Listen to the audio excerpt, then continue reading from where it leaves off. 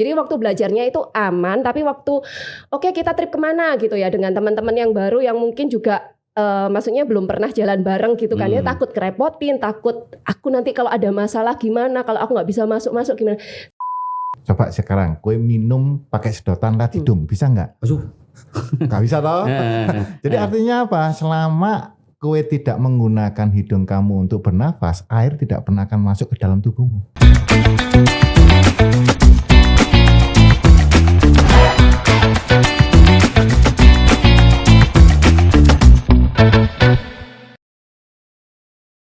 Halo Tribuners dan pembaca Harian Surya, ketemu lagi dengan saya Wiwit di podcast Harian Surya, cakap sana cakap sini. Nah, hari ini kebetulan ada dua teman saya yang berkunjung ke kantor. Satunya adalah traveler dan satunya adalah seorang diver. Nah, hari ini kita akan berbincang santai terkait selam menyelam. Jadi ada bagaimana prosedur selam dan apakah kalau saya nggak bisa berenang, apakah bisa ikut olahraga selam ini? Ini di depan saya ada traveler. Kita sapa saudara Vivin ini yang sudah akrab dengan kita semua. Apa kabar, Vin? Sehat dong. Nah, yang satunya lagi adalah Mas Sudarmoko atau yang akrab dipanggil Menyun, gitu Mas ya? Betul. Apa kabar Mas Menyun? Nah. Baik. Mending Menyun aja lah. Menyun aja ya. Ya. Salam sehat semuanya ya. Jadi sehat. Ini memang olahraga selam ini memang hanya bisa dilakukan di laut, tapi bisa juga di kolam gitu ya. Mas Sudarmoko mungkin bisa sedikit. Sudarmoko. Menyun ya. Nanti dia jadinya pidato. Iya. Oke. Menyun ini gimana nih olahraga perkembangan dari olahraga diving ya ini. Menyun ini ada juga seorang instruktur. Jadi memang dia sudah banyak mengenyam dan ngincipin air laut gitu ya. Gimana Menyun kabarnya ini? Kabar saya baik. Jadi terkait dengan perkembangan olahraga selam di Indonesia itu makin kesininya tuh makin banyak diminatin. Dulu kalau misalnya kita masih ingat di tahun 80-an itu yang melakukan rata-rata tuh umurnya di atas 30 tahun. Loh kok bisa gitu ya? Mereka lah yang punya uang. Wah ini konotasinya jadi olahraga diving ini mereka yang berduit ya? Bukan. Zaman dulu waktu itu ya. Sekitar tahun 80-an dulu ya. Betul. Karena orientasi anak muda waktu itu kan bukan ke sana, lebih banyak ke pendidikan lah. Nah, sekarang kan macam-macam nih orientasinya. Dari situlah olahraga diving makin diminatin oleh anak-anak muda.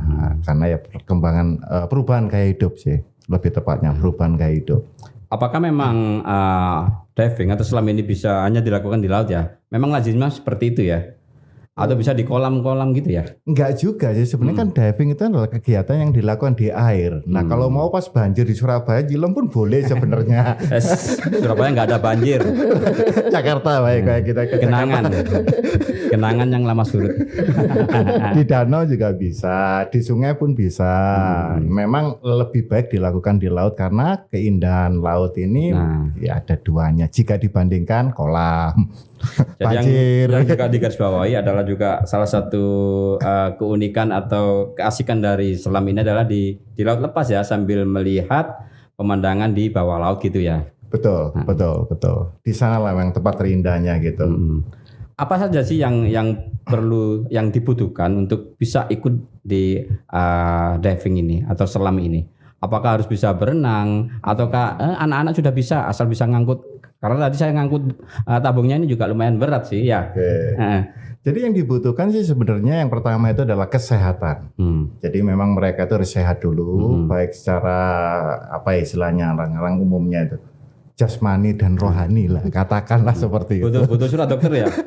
Betul. Jadi nanti ada kayak ini, ada benar ya, butuh surat dokter gitu ya, keterangan sehat.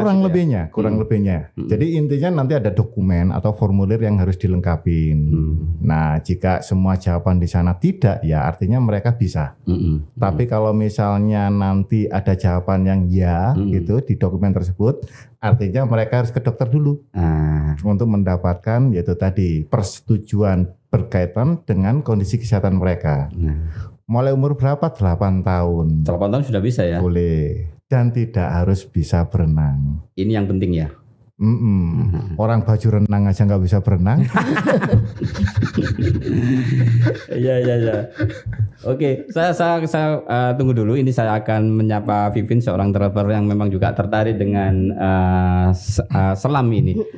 Kenapa Vivin tertarik dengan diving ini, dengan selam ini? Ya kan dulu kan emang suka jalan-jalan gitu kan. Terus Indonesia kan lautnya lebih luas nih daripada daratannya. Kan jadi gimana saya bisa mencicipi indahnya kalau saya nggak belajar diving. Akhirnya ya belajar diving, terus ya ngeliat lah. Kenal usia berapa? Dengan diving ini. Nah itu kalau taunya sih sebenarnya sejak kuliah itu udah tahu. Oh ada aktivitas selam yang kita bisa ngelihat ikan-ikan, ngelihat karang-karang keren gitu. Cuman ya lagi-lagi waktu itu emang butuh sangu ya untuk belajar. Jadi udah era kerja lah tahun sekitar 8 tahunan lalu lah baru belajar. Sebetulnya sudah lama ya. Udah membayangkan. Makanya kalau dulu paling cuma sebatas snorkeling aja gitu kan. Cuman kalau snorkeling kan paling ngelihatnya ya jarak pandang lah ya 3 meter 5 meter gitu. Kalau diving kan kita udah bisa masuk sampai lebih dalam lah ngelihatnya gitu. Ini yang perlu diperjelas juga. Mungkin Menyun bisa menjelaskan apa snorkeling sama diving ini, bedanya di mana sih? Ya, jadi kalau bedanya gini, kalau di snorkeling itu kan kita sama-sama melihat pemandangan bawah laut, cuma dari perspektif atasnya saja. Kita hanya melihat keindahan tersebut melalui masker atau Google, melalui di permukaan air aja. Tapi ada jangkauan selam kedalaman gitu ya, kalau snorkeling sama diving gitu ya? Ada. Di snorkeling itu juga setelah dikembangkan kita bisa masuk lebih dalam lagi ke free diving. Ini gratis ini. Nice. Janganlah nanti orang-orang marah itu. Gimana gratisnya gimana nih? Kan namanya kan free diving, jadi kan gratis. Free gratis. Takar deh. Bukan itu artinya bukan. Nanti ada sesi yang lain. Nah kalau diving itu kita berada di antara mereka. Jadi pandangan kita tidak hanya melihat ke bawah. Kita bisa melihat ke bawah, ke atas, samping kanan, samping kiri. Itu ya. Itu nikmatnya.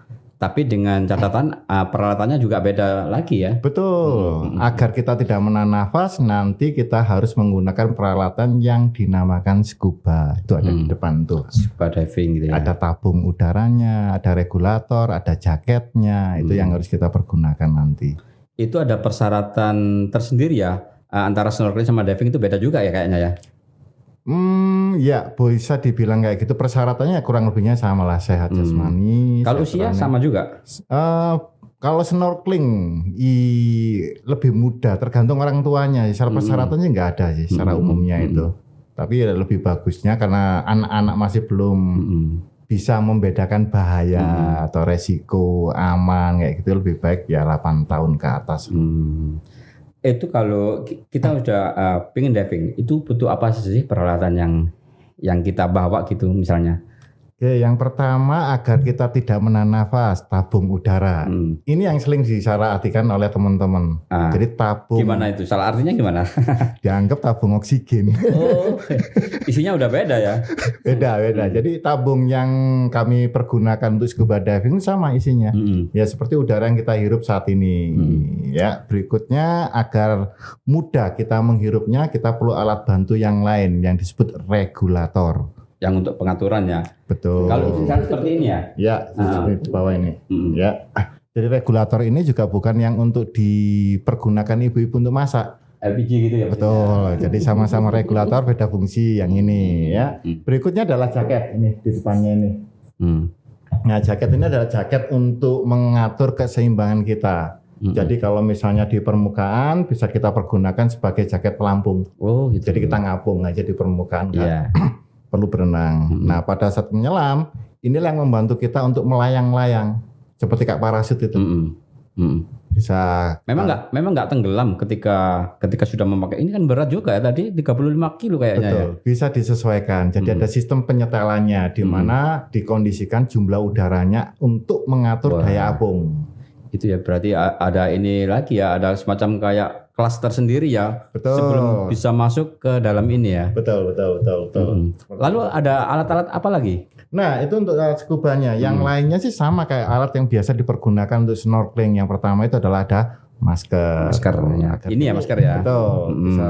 Bisa melihat lebih jelas di air, Kemudian ini sepatu selam, sepatu kata. sepatu kata. Kalau Nah, ini katanya seberapa besar nih sekarang sepatunya itu segimana? ini ukuran yang satu ukuran apa ada size-nya ini? Ada size-nya. Ada Coba size-nya. saya dari dulu pikiran saya tuh orang menyebutnya sepatu kata gitu loh. Katanya berapa besar sepatunya Nah, segini kan gitu ya. Betul. Suatu kata. Nah, berikutnya itu ada baju selam untuk menjaga temperatur tubuh kita agar tidak cepat kedinginan di air pada saat Sampai berapa beraktivitas. sih untuk kedinginan atau tergantung dari kedalamannya? Karena gini, air itu kan punya sifat menyerap panas lebih cepat dibandingkan di udara. Meskipun di temperatur hangat katakan 28 derajat Celcius, Ketika masuk, nah selama 10 menit lah, 15 menit kan kita sudah cepat merasa kedinginan. Nah, baju selam inilah yang membantu kita nantinya untuk menjaga suhu tubuh kita. berarti ini dengan terbuat dari bahan yang khusus juga kayaknya ya. Betul. Dan Betul. ketebalannya juga beda-beda. Kalau sepatu ini sama juga. Nah, sepatu itu kan fungsinya hanya untuk melindungi kaki kita, ya, agar kita itu bisa berjalan tanpa terluka. Jika kegiatan dilakukan dari pantai, dan bonusnya juga sama kayak wetsuit, menjaga temperatur kaki kita.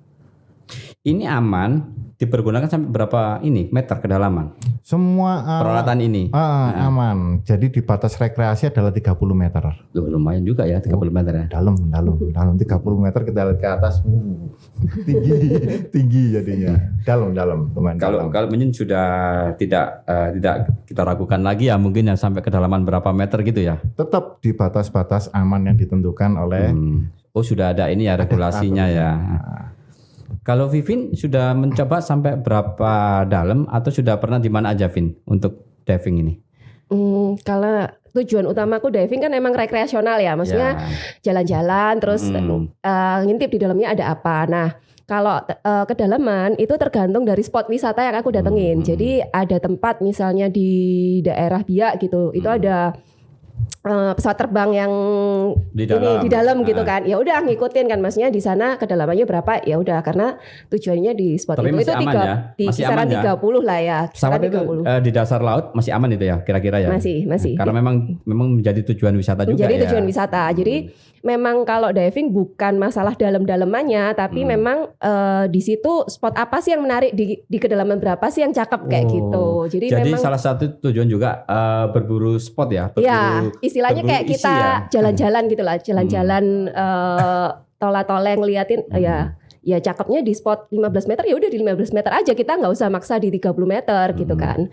Tapi kalau memang spot itu di 30 ya ayo, tapi dengan prosedur yang ngikutin prosedur gitulah ya, biar tetap aman gitu. Itu waktu awal-awal kamu belajar selam, ada rasa was-was, takut tenggelam atau gimana sih? Waktu awal-awal itu? Dulu itu waktu, itu balik lagi waktu kuliah itu bayangin, aku pingin banget bisa ini, tapi ada rasa kayak khawatir gitu, bisa nggak ya, kok kayaknya susah banget gitu ya. Masuk Tapi nggak bisa balik gitu ya? bisa Bukan. masuk nggak, bisa nafas nggak. Orang ini cenderung bingung masalah nafas di air, karena kita memang biasa nafas di udara normal gini ya, di daratan gitu kan. Terus berikutnya kan udah sering snorkeling, sering apa, jadi karena memang udah terbiasa snorkeling, waktu belajar divingnya enggak terlalu yang gimana-gimana, maksudnya penyesuaiannya lebih mudah lah ya, karena emang kita dibiasakan nafasnya lewat mulut gitu ya kan. Biasanya teman-teman yang belajar itu masih bingung karena terbiasa menghirup udara lewat hidung. Nah, karena aku sebelumnya sering snorkeling, waktu belajar diving sih penyesuaiannya oke-oke aja, maksudnya enggak butuh waktu lama gitu sih. Tapi waktu itu awal-awal aku mau masuk ke dalam ini, takut nggak kamu waktu itu? Pernah satu kali itu, kalau masalah kedalaman enggak ya, tapi pernah kayak kita itu kalau diving itu kan enggak semuanya berangkat dari pantai, ada yang dari kapal gitu kan. Ada dari kapal, terus kita akan backroll terus masuk bareng. Nah, ada nggak tahu ya, waktu awal-awal tuh sempat ada ngerasa kayak khawatir gitu. Aduh, aku nanti khawatir ada yang salah tekniknya, salah apanya, terus pas masuk ngerepotin orang. Sempet sih pas awal-awal ada rasa grogi itu ada. Tapi jadi waktu belajarnya itu aman, tapi waktu oke, kita trip kemana gitu ya dengan teman-teman yang baru yang mungkin juga maksudnya belum pernah jalan bareng gitu kan ya, takut kerepotin, takut aku nanti kalau ada masalah gimana, kalau aku nggak bisa masuk gimana. Sempet kekhawatiran itu pasti ada. Tapi sudah teratasi ya gitu ya. Teratasi. Jadi trip beberapa kali gitu, karena kalau diingat-ingat juga lucu juga gitu. Tapi ternyata semua orang, sepertinya teman-temanku juga pernah cerita, pernah mengalami itu gitu Kak. Kayak mau masuk, aduh khawatir apa yang ketinggalan, apa yang ini itu gitu. Tapi begitu melihat pemandangan di bawah, Udah lupa. Terus nggak mau naik-naik. Biasa. Memang seperti itu ya. Memang pemula memang harus apa ya? Sebagai seorang instruktur, seorang diver itu memang harus memberikan motivasi atau seperti apa ya? Supaya mereka itu bisa sampai masuk dan nggak takut gitu. Betul. Gimana itu? Jadi motivasi sih pada umumnya. Karena sebenarnya mereka sudah tahu apa yang harus mereka lakukan. Karena sebelum masuk ke air itu kan ada sesi teori dulu. Jadi kita jelasin dulu nih apa yang nantinya akan dilakukan, bagaimana cara melakukannya. Oh, ada kelas teori dulu ya. Benar. Jadi nggak langsung ujuk datang, yuk nyelam yuk. Ayo nggak balik terusannya. Nggak, jadi ada tahapan-tahapannya. Jadi tugas kami memang lebih ke memberikan motivasi ke mereka, meyakinkan ke mereka bahwa sebenarnya mereka itu sudah bisa kok. Cuman karena tidak yakin dengan kemampuan mereka, akhirnya itu tadi gugup dulu lah, drama Korea dulu lah. Terus bagaimana cara mengatur pola pernafasan itu juga penting kayaknya ya. Jadi kan ya banyak analogi yang bisa kita berikan ke mereka. Misalnya kayak coba sekarang, kue minum pakai sedotan lah hidung, bisa nggak? Nggak bisa toh. Jadi artinya apa? Selama kue tidak menggunakan hidung kamu untuk bernafas, air tidak pernah akan masuk ke dalam tubuhmu. Gitu ya. Ya, seperti kayak gitu-gitu itu kurang lebihnya. Kemudian dicoba dulu ke kedalaman sekian. Betul. Atau langsung dicongkrak noai. Bertahap. Ya, bertahap ya. Jadi pertama kita di perairan dangkal. Artinya perairan dangkal itu di mana kita bisa berdiri. Dengan posisi kepala masih berada di atas permukaan air. Nah ini kan relatif ini. Iya. Kalau misalnya tingginya 1 meter, Iya. 1,5 meter udah dalam buat dia kan gitu. Iya. Seperti itu. Ya kurang lebihnya seperti itu. Dengan peralatan lengkap semua ya. Udah ya. Betul. Tapi sudah mulai masuk gitu ya. Udah mulai terus masuk di perairan dangkal. Nah setelah mereka nyaman di kedalaman tersebut, barulah kami ajak ke perairan yang lebih dalam untuk beradaptasi dengan perubahan tekanan. Ini yang penting ya. Benar. Ya. Apa pernah kita nggak minta ya ada kejadian seperti itu, ada perubahan tekanan kemudian ada yang nggak siap itu? Selama ini tidak, karena itu tadi selama kita ikutin prosedurnya, maksudnya prosedurnya itu harus dikasih tahu dulu di sesi teori, dijelaskan bagaimana cara beradaptasi dengan perubahan tekanan. Ya, contoh lah kalau misalnya kita terbang, dulu kan masih sering kan dikasih permen. Ini ya. Apa namanya telinga ya? Betul. Adaptasi itu ya. Betul, supaya ngunyah dan segala macam. Terus mereka juga akan kami berikan kesempatan yang cukup untuk mempraktekkannya terlebih dahulu. Nah nanti juga turunnya tetap kami kontrol. Salah satu caranya dengan menggunakan tali. Jadi nanti kami pasang tali yang terhubung dengan pelampung di permukaan. Nah kita turunnya pegangan tali. Jadi bertahap itu. Ada masalah naik lagi di tali tersebut. Vivin juga ngalami tahapan seperti itu, Vin? Iya. Memang seperti itu ya? Iya, pasti penyesuaian lah, meskipun udah biasa di lautan gitu, tapi tetap karena itu membiasakan prosedur juga kan, termasuk tadi kayak ngomongin tekanan, berarti udah harus biasa juga untuk ekualisasi gitu kan, biar tekanan laut dan tekanan telinga kita sama kayak gitu. Kalau ngomong masalah tekanan itu memang diajarkan nggak di darat, gitu ya? Betul, diajarkan. Sebelum turun ke laut ya. Ada semacam kayak senam-senam gitu ya, senam pernapasan apa gitu? Enggak ya. Kalau kayaknya agak rumit gitu ya. Kalau free divers mungkin ya. Kalau free divers memang ya, mereka harus melakukan olah pernapasan terlebih dahulu agar nanti mereka bisa menyesuaikan dengan jumlah oksigen yang dibawa di dalam tubuh mereka dari permukaan air. Kalau scuba diving tidak, snorkeling tidak. Cuma perenggangan otot saja sih yang biasa kita lakukan. Biar gak kram. Kalau Vivin sekarang sudah bisa menikmati ya, berarti ya keindahan di mana aja itu, Vin? Yang sudah pernah di... Iya, ujung-ujung lah ya, boleh sombong lah ya. Aduh maaf Pak. Ya Aceh sampai Raja Ampat udah lah. Apa-apa yang menjadi daya tarik tersendiri? Jadi masing-masing tempat pasti punya ininya sendiri. unik-uniknya sendiri sama kayak di darat lah ya. Gunung gitu, kita ngomongin gunung juga. Ini di mana ini? Kalau ini? Kalau Ini Di Bangsering itu di Bangsering kemarin. Oh, itu. Banyuwangi ya. Oh, Iya, Banyuwangi betul. memang terkenal ininya ya juga ya untuk diving ya ini keindahannya ya. Betul. Jadi salah satu tempat yang harus dikunjungin pada saat kita di Jawa Timur adalah ini Banyuwangi. Bangsering. Ini juga menjadi spot apa ya kemarin internasional apa gitu, ada event gitu ya di sini ya. Betul. Nah. Sebelum pandemi setiap tahun sih mereka ada festival di sana. Oh ya, mungkin kalau kita ngomong tentang dasar laut ini apakah semuanya itu masih alami atau memang ada yang dibikin untuk menarik? Ya, ada keduanya. Ini pengalaman ini ya. Ini keduanya. Jadi salah satu contohnya yang kita lihat di monitor itu adalah karang buatan. Jadi masih ada campur tangan dari manusianya. Karena memang di perairan Jawa ini banyak kerusakan. Oh gitu ya. Ya, tapi sudahlah itu masa lalu. Tapi ini sudah memang ada campur tangan ya. Iya betul, ini campur tangan. Nah itu kan udah mulai bagus semuanya itu, sehingga banyak pelanggan yang ke sana itu juga saat ini senang dengan keberadaan tempat tersebut. Tidak hanya menjadi tempat rekreasi dan juga menjadi tempat edukasi sana. Ini yang belajar renang kayaknya ada difabel ya ini ya. Betul.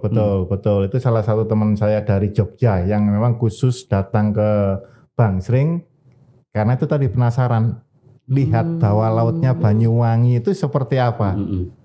Jadi sangat menarik. Ini apa istilahnya nih? Ini orang teman-teman yang difabel juga bisa ikut menyelam ya? Ya. Bisa. Itu tadi selama kondisi kesehatannya sama psikisnya itu tidak ada kendala di sana, mereka bisa kok. Kalau Vivin kemarin di Raja Ampat ya? Gimana? Udah lama sih kalau yang terakhir ya main sama Menyun. Bangsering. Jadi gini sebenarnya maksudnya kalau yang dulu sebelum pandemi itu ya nggak laut nggak gunung itu sama-sama aku kepinginnya yang jauh-jauh deh maksudnya Indonesia yang pelosok-pelosok gitu. Berhubung pandemi akhirnya ngobok-ngoboknya sekitar Jawa Timur aja kan. Termasuk diving ini gitu kan. Makanya kalau dulu taunya diving paling deket Bali, Pasir Putih kan cuman buat belajar. Mikirku dulu kan seperti itu. Ternyata kemarin setelah coba eksplorasi, coba ngikut, oh ternyata Pasir Putih juga nggak hanya spot-spot yang aku tahu selama ini, ternyata ada banyak titik yang juga cakep. Terus diajak ke Bangsering, sekitaran Bangsering, Watu Dodol, terus Bali Barat itu juga cakep-cakep gitu. Ternyata maksudnya dari Jawa Timur ini potensi divingnya ternyata ada. Yang selama ini aku pikirnya diving harus jauh-jauh, ternyata enggak juga ya. Jawa gitu. Timur banyak sekali tempat-tempat yang tapi tersembunyi istilahnya gitu ya. Kalau sekarang saya ini nggak bisa apa-apa ya, nggak bisa renang ya. Terus mau belajar diving ini butuh berapa waktu lama Menyun? Tergantung kelasnya ya. Jadi ada yang disebut itu kelas yang tanpa harus kursus, try scuba atau discover scuba. Ya ibaratnya kalau kita ada menu baru. Tanpa kursus ini berarti privat ya? Jadi tidak ada sertifikat yang nantinya muncul di situ. Iya. Jadi pokoknya bisa ya? Bisa. Itu cuma 1 hari. Oh gitu? 1 hari. Langsung terjun ke laut gitu? Intinya pengen nyobain nyelup lah. Nyobain nyelup sekali gitu. Sekali atau 2 kali gitu kan. Istilah gitu. kami itu teh celup. Ini butuh kehati-hatian ekstra nih kan. Mau dicelup lah pokoknya.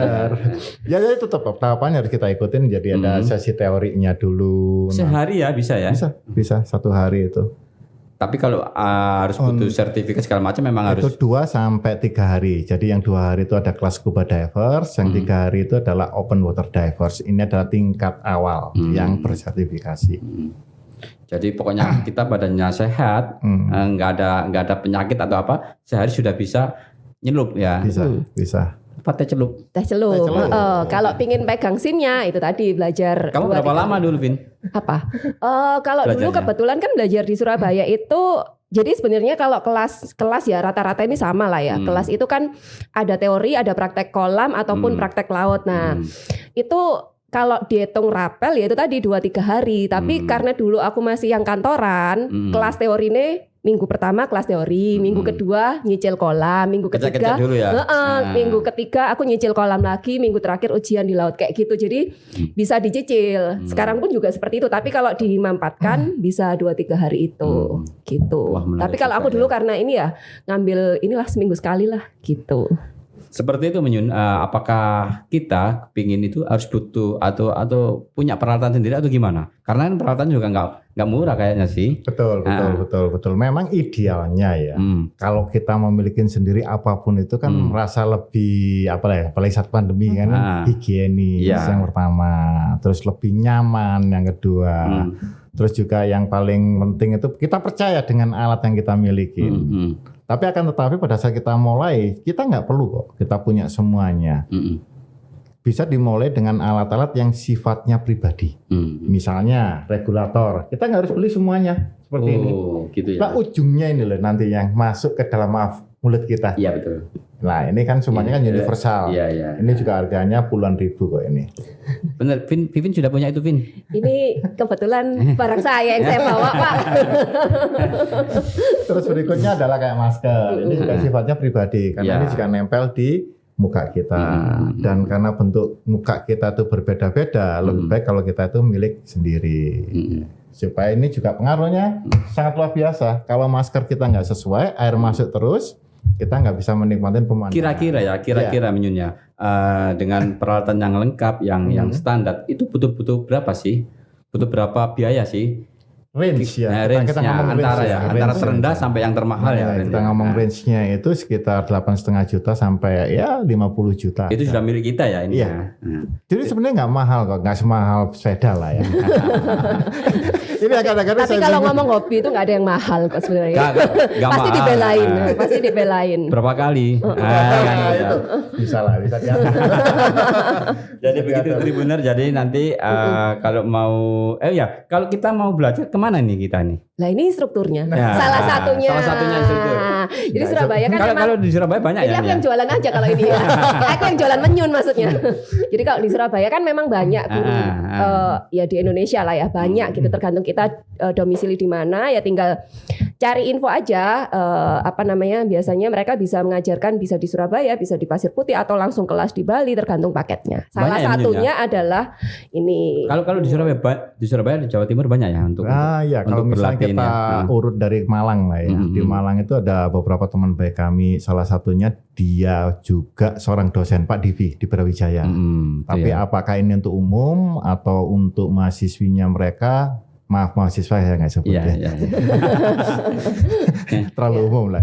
Lah terus juga ada Pak Wito. Ini Pak Wito ini salah satu orang yang sangat berpengalaman sebagai pengajar di Jawa. Di Malang ya ini mereka ya. Iya, tinggalnya di Malang.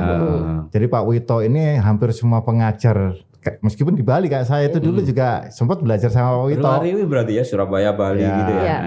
Tuh, kalau di Surabaya itu nada nih bapaknya Pak Jimmy Lengkong. Saya alumninya Pak Jimmy Lengkong.